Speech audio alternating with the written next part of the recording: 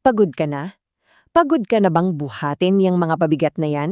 Kung oo, handa ka na bang bitawan yung ugaling humihila sa'yo pababa?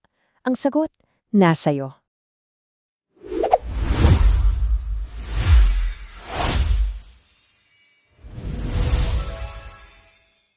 May isang mensahe lang ako para sa iyo ngayon at gusto kong pakinggan mong mabuti.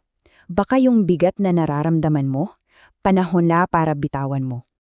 Alam mo ang hirap na nga ng buhay, di ba? Sobrang totoo niyan. Pero sabi nga ni Chinkitan, minsan lalo pa nating pinapabigat para sa sarili natin. Parang hinihintay natin na may ibang gumawa ng paraan. Pero, heto yung tanong na medyo masakit sagutin. Paano kung ikaw pala mismo yung dahilan kung bakit mabigat ang lahat? Alam ko, mahirap yang tanggapin, pero dyan mismo, sa pag-amin na yan, dyan nagsisimula ang lahat ng pagbabago. So yan ang gagawin natin ngayon. Alamin natin kung ano ba talaga ang ugat ng mga problema. Hindi lang yung mga bagay sa labas, kundi yung mga bagay na nasa loob mo mismo. Sagutin mo to ng tapat. Bukod sa pera, bukod sa trabaho, ano ba talaga yung paulit-ulit na humihila sa'yo pababa? Kasi madalas hindi natin to napapansin. At dito yan madalas nagmumula sa mga pag-uugali natin. Sa English, habits. Mga simpleng bagay na ginagawa mo araw-araw na hindi mo na namamalayan, pero yun pala, yun yung humuhulma ng buong buhay mo.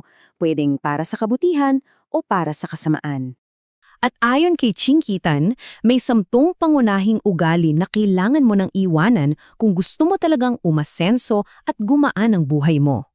Ito yung 10 yan, pero para sa usapan natin ngayon, hindi natin dadaanin lahat. Mag-focus muna tayo sa 3 sa mga pinakamalakas at pinaka-common. Tingnan mo lang, baka may isa dito na parang isinulat para sa'yo. Okay, unahin natin to. Ito yung ugali na sobrang simple pero grabe ang pinsala sa mga pangarap mo.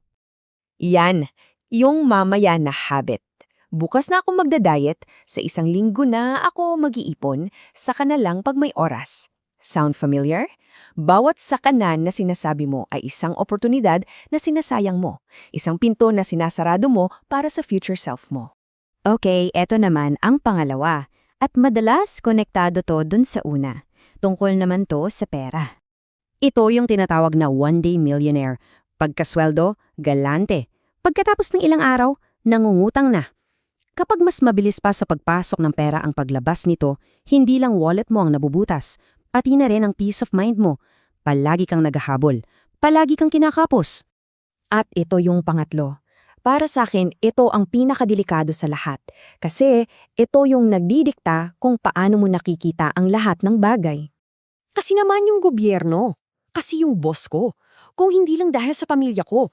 Alam mo, sa bawat turo mo ng daliri sa iba, para mo na ring sinabi na wala kang kapangyarihan sa sarili mong buhay. Pinipili mong maging biktima, imbes na ikaw ang gumawa ng solusyon. Okay? So, nakita mo na yung 3 kalaban. Ngayon, eto na yung pinaka-importanting parte. Yung ikaw na naman. Oras na para maging totoo sa sarili mo. Walang judgment dito promise? Ikaw lang at ang sarili mo. Sa 3 yan, yung pagpapalibang, yung maling paggastos at yung paninisi, alin dyan ang, aray, ako to. Ang pag-amin, yan ang unang hakbang para makawala ka. At dahil alam mo na, hindi pwedeng hanggang dyan na lang. Ang kaalaman, kung hindi mo gagawa ng aksyon, wala ring kwenta. So ito, yung simula ng plano mo. Pakinggan mo ko. Hindi mo kailangan baguhin lahat overnight. Nakaka-overwhelm yon. Ang kailangan mo lang ay isang maliit na simula. Isang hakbang lang. Dahil ang totoong pagbabago, hindi yan biglaan. Paunti-unti yan. Ito ang action plan mo. 3 simpleng bagay. Number 1, pumili ka ng isa lang. Yung pinakamatindi sa'yo. Number 2, gumawa ka ng isang napakaliit na plano. For example, kung pag-iipon yan, baka magtabi ka ng 50 pesos araw-araw. At number 3, ang pinakamahalaga sa lahat, simulan mo ngayon. As in, pagkatapos nito. Hindi bukas. Tandaan mo to, hindi magic ang pagbabago. Nagsisimula yan sa isang desisyon. Yung desisyon na gagawin mo ngayon, yan ang simula ng lahat. Isang desisyon na paninindigan mo. Kaya iiwan ko sa'yo itong tanong. Pagod ka na? Pagod ka na bang buhatin yung mga pabigat na yan? Kung oo, handa ka na bang bitawan yung ugaling humihila sa'yo pababa? Ang sagot, nasa'yo.